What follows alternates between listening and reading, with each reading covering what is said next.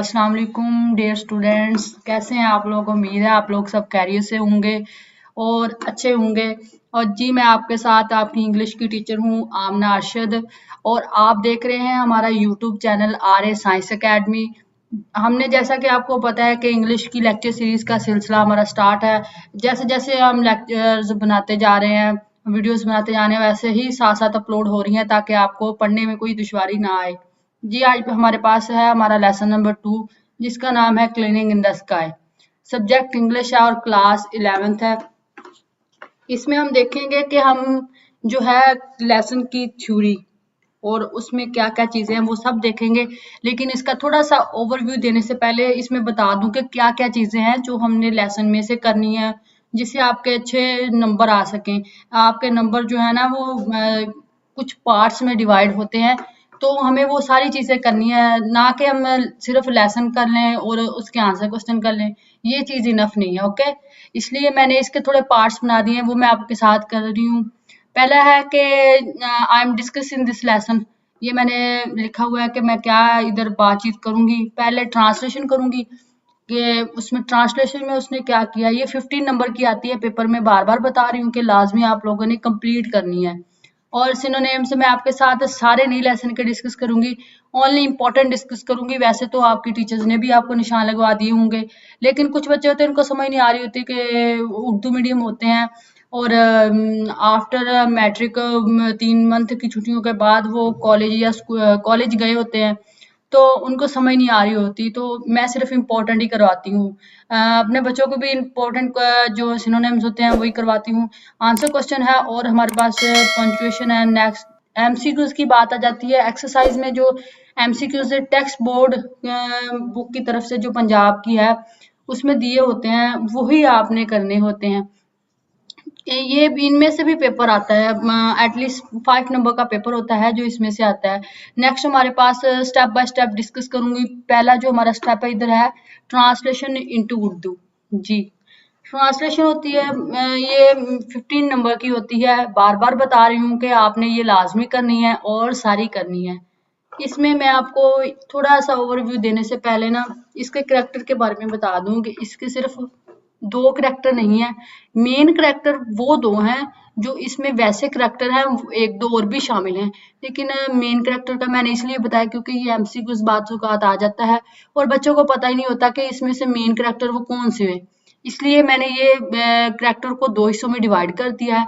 पहला करैक्टर जो हमारे पास है वो जेस का है, और जैस इसमें जो है उसका बेटा है, ओल्ड मैन उसका फादर है।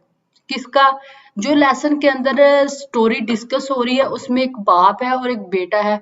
और जो मेन करैक्टर इतना नहीं है, जिसका थोड़ा सा जिक्र है, वो एक डॉक्टर है।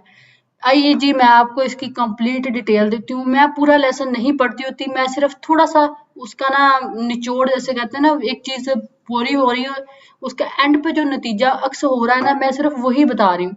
क्योंकि आप माशाल्लाह से बच्चे कॉलेजेस में जा रहे हैं, तो टीचर्स भी वहाँ वो तो सारा सारा पढ़ाती हैं क्योंकि वो टाइम ज्यादा होता है। 45 मिनट का लेक्चर होता है, तो उसमें वो थोड़ा ज्यादा कंप्लीट हो जाता है। लेकिन बाद में बच्चों को नहीं समझ आ रहे तो वो ऑनलाइन लेक्चर्स निकाल के देख रहे होते हैं। तो मैं ज्यादा नहीं, सिर्फ थोड़ा सा ओवरव्यू दूंगी इसका।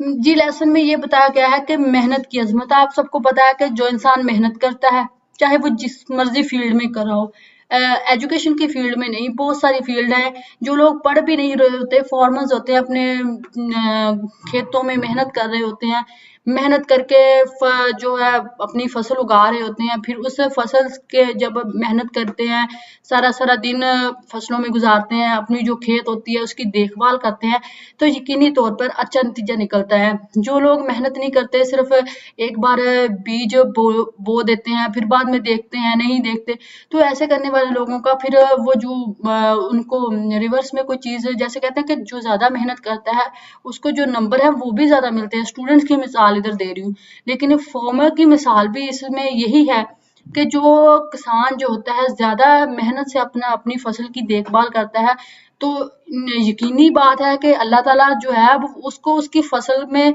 मुनाफा भी उतना ही देगा। जब वो अपनी गंदम हो गई, जब गंदम की अच्छी देखभाल करता है तो यकीनी बात है कि जब वो उसको बेचने जाएगा तो उसको अच्छा मुनाफा होगा। जो नहीं करेगा उसको होगा तो सही, लेकिन इतना नहीं होगा, कम होगा। बाजुकात उसको इतना होता भी नहीं है, गंदम होती है थोड़ी होती है, वो अपनी दोबारा जो काश्त है वो अच्छे तरीके से नहीं कर पा रहा होता। इसके बदले आक्स बरक्स जो होता है, किसान जिसने अच्छी मेहनत की होती है तो वो खुश भी होता है, उसके घर में खुशहाली होती है क्योंकि वो मेहनत कर रहा होता है। लेसन में भी यही बताया गया है कि आप जिस मर्जी फील्ड से ताल्लुक रखते हो, जब आप लोग मेहनत करते हैं तो यकीनी बात है और आजमाई हुई बात है कि अल्लाह ताला आपको मेहनत का फल जरूर देते हैं। ये ऐसा नहीं होता कि आप लोग मेहनत करें और अल्लाह ताला आपको मेहनत का फल ना दे। इसलिए मैं लेसन का मेन बात थी मैंने आपको बता दी। अब लेसन की तरफ चलते हैं कि एक बाप होता है और एक बेटा। बेटा जिसका नाम जैस होता है, मैंने इधर मेंशन कर दिया है। और बाप उसका जो होता है ओल्ड मैन, बूढ़ा हो चुका होता है। लेसन कुछ इस तरह से है कि गर्मी का मौसम होता है और जैस अपने बाप के घर आ रहा होता है। रास्ते में आता है, गर्मी बहुत ज्यादा होती है, पसीने से शराबूत हो जाता है, लिबास उसका पसीने से भीग जाता है। तो जब वो घर आता है, ऐसा होता है कि आप चाहे जितनी भी गर्मी से आ रहे हो, जैसा भी मौसम है, जब आप बाहर से आ रहे हो तो कुछ ना कुछ ऐसा काम होता है कि घर वाले कहते हैं कि आप हमारी इसमें मदद कर दें। लेकिन होता है, ये तो नॉर्मल सी बात है इतनी। तो जब जस वापस आता है तो उसका जो फादर होता है उसको अपने साथ चलने के लिए कहता है कि चलो बेटा मेरे साथ चलो, मुझे ना तुम्हारे साथ तुम्हें कुछ दिखाने के लिए जाना है, ले जाना है। तो वो कहता है वो गर्मी से आ रहा है तो वो इनकार कर देता है। वो कहता है मैं नहीं चल सकता आपके साथ क्योंकि बाहर बहुत गर्मी है और मैं गर्मी से आ रहा है। तो वो फिर अपने बेटे को अपनी जो उसकी सेहत का जो मामला थे कि डॉक्टर्स ने उसे क्या कहा था, फिर उसने अपनी सेहत में जो इम्प्रूवमेंट की थी वो किस तरह की थी, वो उसको सारी बताता है। कि जो ये ओल्ड मैन होता है कि इसके 5 बच्चे होते हैं और ये बहुत बीमार हो जाता है। तो डॉक्टर्स इसे कहते हैं कि तुम अब सिर्फ ना अपने घर वालों के साथ अपने बिस्तर पर ना आराम करके जो दिन तुम्हारी जिंदगी के बच गए हैं ना वो गुजार लो। डॉक्टर्स इसे ये कहते हो।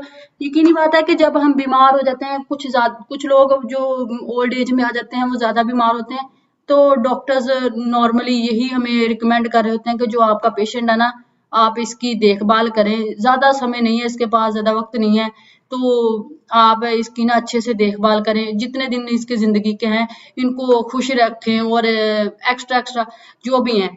लेकिन वो जो होता है बूढ़ा शख्स, वो डॉक्टर की बात मानने से इनकार कर देता है। वो कहता है कि जो जिंदगी के दिन बचे हैं वो मैं ऐसे ही नहीं गुजार सकता। उसके 5 बच्चे होते हैं, उनका अखराजात भी होते हैं। तो वो ना कहता है कि वो अपनी सेहत को इम्प्रूव करने के लिए ना कुछ करता है। पहाड़ी पर उसकी जमीन होती है तो उस जमीन बंजर होती है, उसको जरखेज बनाता है। पहाड़ी पर इतना सफर चल के आना और चल के जाना, वो उसकी सेहत में ना सुधार आने लगता है। जब सेहत अच्छी हो रही होती है तो वो बीमार होने के बावजूद भी छोटा रास्ता इस्तेमाल नहीं करता। वो एक लॉन्ग रास्ता होता है उससे जाता है, उसी से वापस आता है। तो वो उसका सारा बताता है कि मैंने किस तरह अपनी जो सेहत है, 40 साल पहले डॉक्टर ने मुझे क्या बताया था, अब मैं 70 साल का हूँ तो अब मेरी सेहत कैसी है।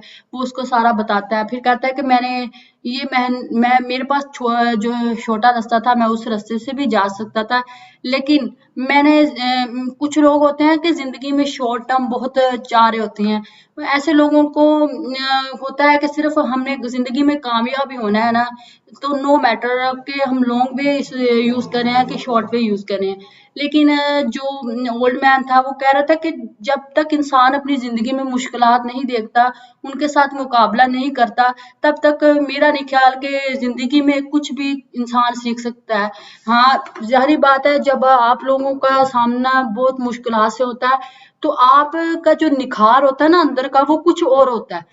उसकी बदौलत कि जिसने मुश्किलात नहीं देखी होती उसका लहजा और होता है, जिसने मुश्किलात देखी होती हैं उसका लहजा रवैया और कुछ और बता रहा होता है। वो उस मुश्किलात से गुजर कर ही बाहर आया होता है। यही ओल्ड मैन की कहानी है कि वो कैसे मुश्किल हालात से, सेहत उसकी खराब थी फिर भी उसने काश्त की अपने घर को चलाने के लिए। तो वो अपने बेटे को बताता है, जो उसका बेटा है वो सुनता है, वो कहता है बड़ा इम्प्रेस होता है कि अपने फादर से, कि हमारे फादर ने हमारे लिए अपनी सेहत के लिए इतना बड़ा इकदाम उठाया। तो वो उसको ये सारी बात बताता है। फिर उसका बेटा उसके साथ चलने के लिए राजी होता है, लेकिन उसका जो बेटा होता है, जब वो थोड़ा सा जाता है पहाड़ी पर, तो वो कहता है कि जब हम कह रहे होते हैं कि कोई छोटा रास्ता नहीं है इधर से कहीं जाने का, तो इस तरह ही वो कहता है कि अपने फादर से कहता है कि कोई छोटा वे नहीं है पहाड़ी पर जाने का, हमारी फसल पर तक पहुंचने का। वो उसका फादर कहता है कि है तो सही, लेकिन हाँ, मैं तुम्हें बताना चाहता हूँ कि मैं भी इसी रास्ते से जाया करता था जब मेरी सेहत इतनी खराब हुआ करती थी। तो फिर मैंने अपनी जो जमीन है उसको बंजर से किस तरह काश्त के काबिल बनाया, और इसी काश्त के काबिल बनाने के बाद इस पर मैंने बीज उगाए, जिसकी बदौलत से मेरी सेहत तो अच्छी हुई, लेकिन मेरे घर के जो अखराजात थे वो भी पूरे होने लगे। और इसी तरह सेहतमंद ज़िंदगी के पीछे भी बहुत मेहनत छुपी होती है। लोग होते हैं कि अपनी सेहत के लिए बहुत काम करते हैं, कुछ लोग नहीं करते, लेकिन कुछ लोग होते हैं अपनी सेहत के लिए, कुछ लोग अपने बच्चों के लिए, कुछ लोग अपनी फैमिली के लिए, मतलब कि कोई ना कोई काम किसी न किसी की वजह के लिए कर रहा होता है, किसी न किसी को खुशी देने के लिए। मेनली यहाँ हर कोई अपनी फैमिलीज़ को खुशी देने के लिए ही मेहनत करता है, चाहे आपके फादर हों, चाहे आपके भाई हों, अपने जो पेरेंट्स भी इसमें शामिल हैं कि वो अपनी फैमिलीज़ को खुश रखने के लिए, उनकी ज़रूरियात ज़िंदगी को पूरा करने के लिए बहुत मेहनत कर रहे होते हैं। सो हमें उनकी मेहनत को अप्रिशिएट करना चाहिए, और हमें खुद भी मेहनत करनी चाहिए, क्योंकि एक अच्छा मेहनत करने वाला इंसान ही ज़िंदगी में कामयाब होता है। मेहनत के बगैर ज़िंदगी में कुछ भी मुमकिन नहीं है। जब तक आप मेहनत नहीं करते, आपको आपकी अच्छी लाइफ़स्टाइल नहीं मिलेगा, आपको अच्छी ज़िंदगी नहीं मिलेगी, आपको अच्छी तालीम नहीं मिलेगी।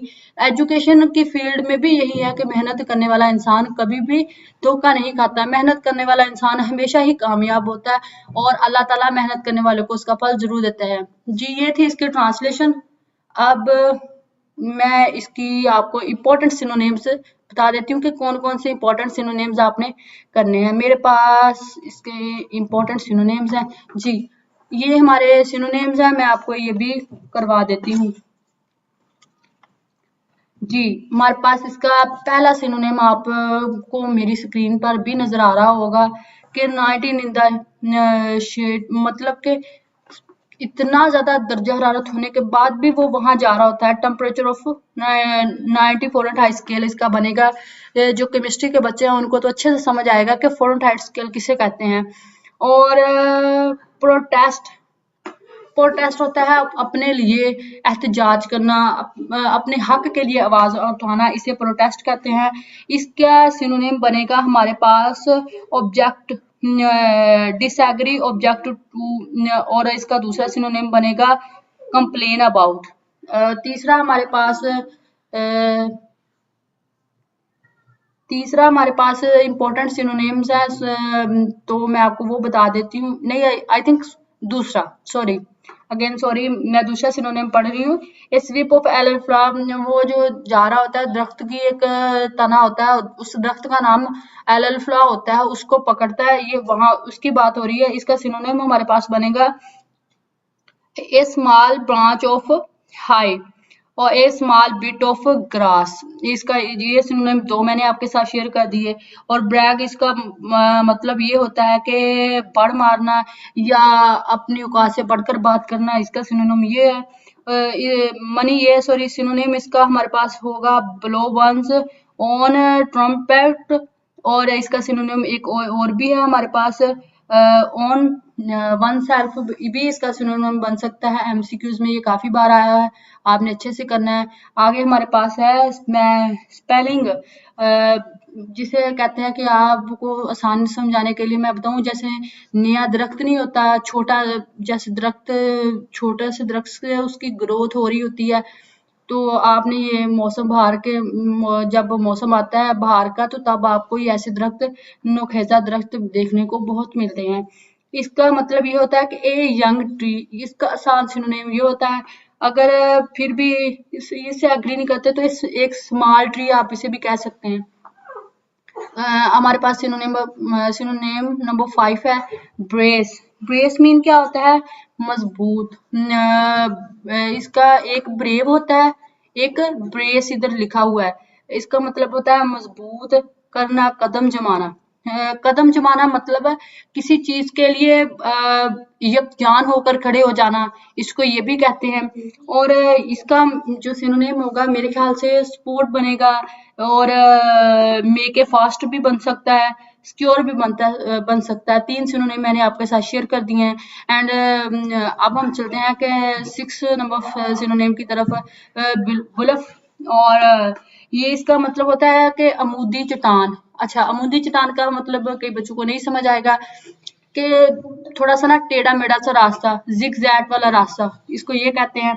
और इसका जो सिनोनिम है वो ये बनेगा एस्केपमेंट स्कार्प, ये भी बन सकता है। और दूसरा इसका सिनोनिम हेडलैंड भी बन सकता है।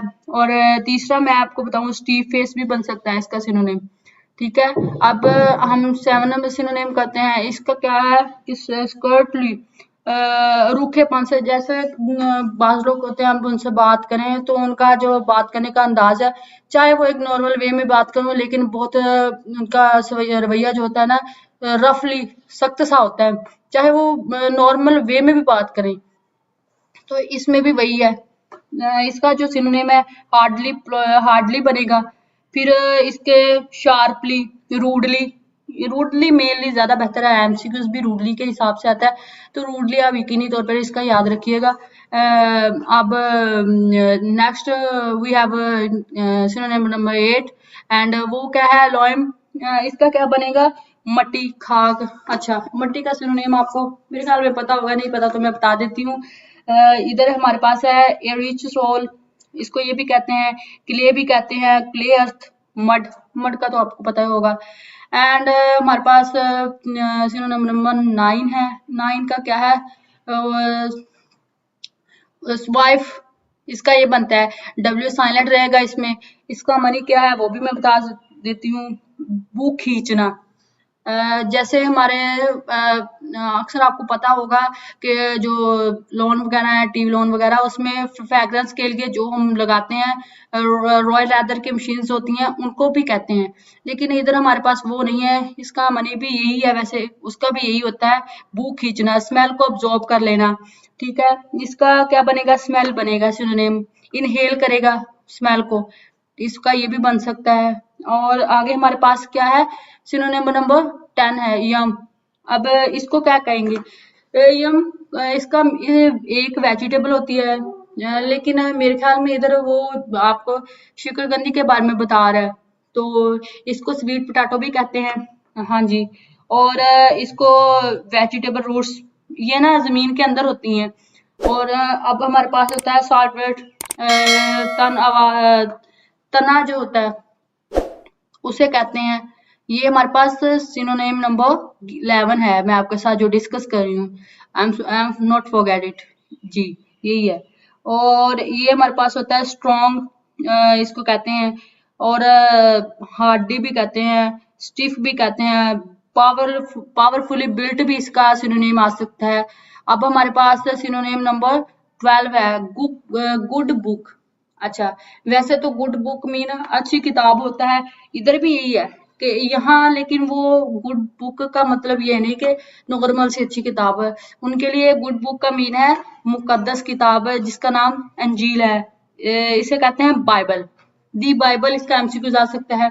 ये मोस्ट इम्पोर्टेंट सिनोनिम है, दी गुड बुक, जी इसका बाइबल बनेगा।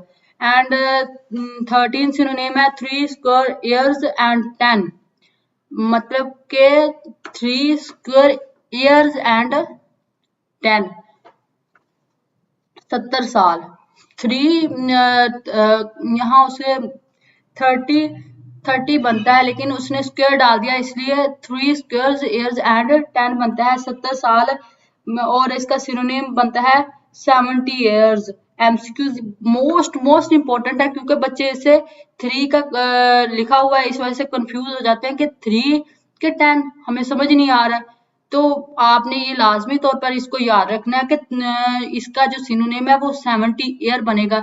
जो उसकी ओल्ड एज थी जब उसने अपने बेटे को बताया कि मैं किस हालात से मुकाबला करके यहाँ तक अपनी सेहत कामयाब सेहत मैंने पाई है, तो वो 70 ईयर थी।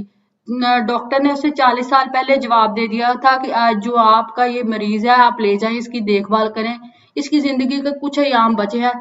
तब उसने जब रिकवर करना शुरू किया था, कब तक उसने अपने बेटे को बताया, तो वो 70 ईयर का अरसा था जब उसने अपने बेटे को इसके बारे में बताया कि मैंने कैसे अपनी सेहत को बेहतर किया है। जी हमारे पास सिनोनिम नंबर 14 है बैडमेंट। इसका मतलब होता है कि बड़ा रुमाल, बड़ा कपड़ा भी आप इसे कह सकते हैं। तो ये इसे क्या कहते हैं, ये इसका सिनोनिम मेरे ख्याल में क्या बनेगा जी, इसका सिनोनिम बनेगा कलर्ड सिल्क, या बनेगा कॉटन। कॉटन का जो कह रहे हैं कि कोई से भी आप कहें कि लॉन्ग लॉन्ग कॉटन, या कुछ भी मुंह साफ करने के लिए उसने रखा होगा, या जो भी पसीना पोंछने के लिए आप इसका कर लीजिएगा। और हमारे पास सिनोनिम ऑफ 15 है, इसका क्या है, ब्लैक गम, स्याह गुद्दा। दरख्तों से निकल रहा होता है। जो सिटीज में बच्चे रहते हैं उनको तो नहीं पता होगा, गांव में बच्चे रहते हैं उनको पता होगा कि जब दरख्त बड़ा होता है तो उसमें जो उसके ऊपर ब्लैक ब्लैक सा जो गुद्दा सा हमें गम सी नजर आ रही होती है ना, वो यहाँ उसकी बात हो रही है। A tree heavy light but touch wood, जब उसको छूते हैं तो अजीब सा महसूस होता है। ठीक है, अब हमारे पास है मैथ्स ऑफ फॉक्स स्वेजुअल। यहाँ हमारे पास गिलहरियों की बात कर रहा है कि बड़ी तादाद में जब बाहर का मौसम होता है तो तब दरख्तों पर गिलहरियां पहाड़ पर आकर उसे उनको तंग कर रही होती हैं। तो फिर वो उसने अपने बेटे के लिए, जो बेटा उसका आया था, तो उसने तब भी उसके लिए गिलहरियों का फूड बनाया था। यहाँ उसकी बात रही है, एमसीक्यू इसमें मोस्टली आ जाता होता है। इसका फोक्स बनता है जी मील पेरेंटली। इसको ना वो लोग पकाने के लिए इस्तेमाल करते हैं, हमारे यहाँ तो नहीं लेकिन वो करते हैं। जी हमारे पास आगे नेक्स्ट क्या है, आंसर क्वेश्चन। वीडियो लंबी ना हो जाए, पहले ही ये काफी लंबी हो चुकी है, तो मैं नेक्स्ट वीडियो में इंशाल्लाह अपलोड कर दूंगी। अब हमारे पास नेक्स्ट क्या है देख लेते हैं। मेरे ख्याल में हाँ जी, पंचुएशन का पैराग्राफ है। ओनली आपने सिर्फ और सिर्फ यही पैराग्राफ करना है, और ज्यादा आपको करने की जरूरत नहीं है, सिर्फ और सिर्फ यही करें। टेक्स्ट बोर्ड में की जो बुक है पंजाब की, उसमें भी यही मेंशन है और आप लोगों ने भी यही करना है। इंशाल्लाह इसी में से पेपर आएगा, ज्यादा करने की जरूरत नहीं है, एक्स्ट्रा नोट्स लेने की जरूरत नहीं है। Only on this paragraph enough है। और इसको कैसे सही करना है थोड़ा सा मैं बता देती हूँ। वैसे तो आपकी की में भी होगा, लेकिन मैं अभी आपको बता देती हूँ। यहाँ आपको नजर आएगा नाउ यू आर कमिंग, लेकिन उसने यहाँ जी नहीं लगाया हुआ, लफज ये कमिंग है। आपने यहाँ जो पंक्चुएशन करनी है, नाउ का जो एन है वो छोटा है, आपने वो सही करना है। फिर इसके आगे कोमा आएगा, यू आर, यहाँ फिर एक यू के आगे एक मार्क आएगा, फिर कमिंग, ठीक इसके आगे इसको थोड़ा सा आप कोमास में लिखेंगे। फिर something son he said as he push down the top. तो आपने इसमें से देख लेना है कि कौन सा जो लफ्ज है उसको बड़ा करने की जरूरत है, कहाँ फुल स्टॉप आएगा, बस इन चीजों में यही देखना होता है। ये आपने सिर्फ याद नहीं करना, इन चीजों की पहचान रखनी है और पेपर में जाके आपने यही चीजें इसकी ठीक करनी है, तो इंशाल्लाह आपको 5 मार्क्स मिल जाएंगे। अब हमारे पास एमसीक्यूज हैं। एमसीक्यूज अपनी जो है इंग्लिश की टेक्स्ट बुक वो ओपन कर लें, तो मैं आपको वो टिक करवा देती हूँ कि वो किस तरह करने हैं और कौन कौन सा जो एमसीक्यूज है वो सही होगा। बाज बच्चे होते हैं उनके पास की नहीं होती, वो फिर भी कर रहे होते हैं लेकिन गलत कर रहे होते हैं। तो मैंने जरूरी समझा कि मैं आप लोगों को ये चीजें भी साथ साथ करवाती जाऊं, ताकि आप लोगों को मुश्किल ना हो आगे जाके। पहला हमारे पास एमसीक्यूज क्या है, उम्मीद है आपने बुक्स खोली होंगी और आप मेरी बात ध्यान से सुन भी रहे होंगे। तो पहला हमारे पास जो एमसीक्यूज है वो ये है कि what did the old man want to show his son. अच्छा जी, मैंने पहले भी आपको 2-3 बार इसका बताया कि जो ओल्ड मैन था, बूढ़ा शख्स था, वो अपने बेटे को क्या दिखाना चाहता था? तो ए पिच ऑफ क्लीनिंग, मतलब जो उसने एक हिस्सा था वो साफ किया हुआ जमीन का, वो उसको वो दिखाना चाह रहा था। इसका ये राइट एमसीक्यूज बनेगा। मैं सिर्फ आपको वही बता रही हूँ जो राइट है, बाकी के 3 मैं नहीं बोल रही, वो आपकी बुक के सामने आपको नजर आ रहे हैं। एंड सेकंड हमारे पास एमसीक्यूज है द डे वाज। अच्छा जी, जो उसका बेटा उस दिन वापस आया, मैंने बताया था शदीद गर्मी थी, तो इसका क्या आएगा? हॉट आएगा, सख्त दिन था। अच्छा जी, थर्ड एमसीक्यूज हमारे पास क्या है? How many years age did the doctor advise the old man to take rest? वो क्या, कौन से दिन थे जब उसकी जिंदगी के कौन से साल चल रहे थे, कौन से साल का, कितने साल का वो था जब वो डॉक्टर ने उसे कह दिया था कि अब बस तुम्हारी जिंदगी यहाँ तक, कुछ दिनों बाद इनफ है, तो तुम बस आराम करो, अपने चारपाई पे लेट जाओ और अपने जो रिश्तेदार हैं या तुम्हारी फैमिली है उनके साथ थोड़ा सा अच्छा टाइम स्पेंड करो। वो उसकी एज क्या थी? तो मैंने बताया कि 14 ईयर थी। यहाँ पे 40 आएगा एमसीक्यू राइट जो है। हमारे पास एमसीक्यू नंबर 4 है, हाउ मैनी चिल्ड्रन। ये भी मैंने आपको बताया कि उसके कितने कितने बच्चे थे कि जिनकी जिम्मेदारी उठाने के लिए उसने इतनी खराब हालत में मेहनत करना शुरू की। Did the old man have, obviously बात है कि 5 बच्चे थे उसके, 5 चिल्ड्रन आएगा यहाँ। और एमसीक्यूज नंबर 5 है हमारे पास, what did the old man cut with his pocket knife. अच्छा, उसने जो उसकी जेब में छुरी थी एक, जिससे उसने वो एल्फला ट्री का जिक्र आया, मैंने बताया था, उसकी ना एक शाख काटी या एक डाली जिसे कहते हैं, वो से उसने काटी। तो एक उसकी पॉकेट में एक छुरी थी। तो यकीनी बात है स्वीप ऑफ एल्फला आएगा इसका। अब हम एमसीक्यूज नंबर 6 की जानब बढ़ रहे हैं। In how many years did the old man improve D land. अच्छा, कितने साल उसको बंजर जमीन को काश्त के काबिल बनाने के लिए लगे? वो 30 साल थे, 13 ईयर, यहाँ 30 आएगा। अच्छा जी, अब हमारे पास एमसीक्यूज नंबर 6 तो हमने पढ़ लिया है। 7 है, why did the old man Hunt. अच्छा, हंट मीन होता है शिकार करना किसी का। दी स्पिरिचुअल, इसको गिलहरियां कहते हैं, तो वो गिलहरियों का शिकार क्यों करते थे? यहाँ आएगा टू कुक फॉर मील। मैंने आपको बताया कि वो पकाने के लिए इसका इस्तेमाल करते थे।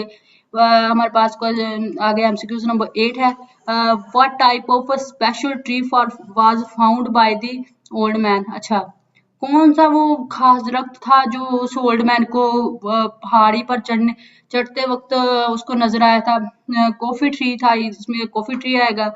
एंड आगे हमारे पास एमसीक्यूज नंबर 9 है, इसका क्या है? The cleaning on the top was not more than. अच्छा, यहाँ उसका जो एमसीक्यूज है वो उसका राइट आंसर ये बनेगा 30-40 ऑफ एन 30 से 3 से 4th एन एकड़। अच्छा, 3 से 4 एकड़ जमीन थी जहां उसने पहाड़ी पर जाके उसको काश्त के काबिल बनाया था, साफ किया था, तो वो 3-4 एकड़ बनती है। और हमारे पास एमसीक्यूज नंबर 10 है, द लैंड वाज फ्रंस्ड बाय। अच्छा, जो जमीन थी वो किसने साफ की थी? तो ऑब्वियसली बात है दी ओल्ड मैन। ये था हमारे पास आज का लेक्चर। इंशाल्लाह उम्मीद है आपको पसंद आया होगा, और इंशाल्लाह आपको उम्मीद है कि आपको पसंद आया होगा। और इसके साथ साथ आपने हमारे चैनल को सब्सक्राइब लाजमी करना है। शेयर भी दोस्तों के साथ किया करें। देखें ना, आपका भला हो रहा है तो जाहिर बात है आपको दूसरे का भी करना चाहिए। कि अपना फायदा नहीं देखना चाहिए, दूसरों का भी देखना चाहिए। अपनी दुआओं में याद रखिएगा। अल्लाह हाफिज।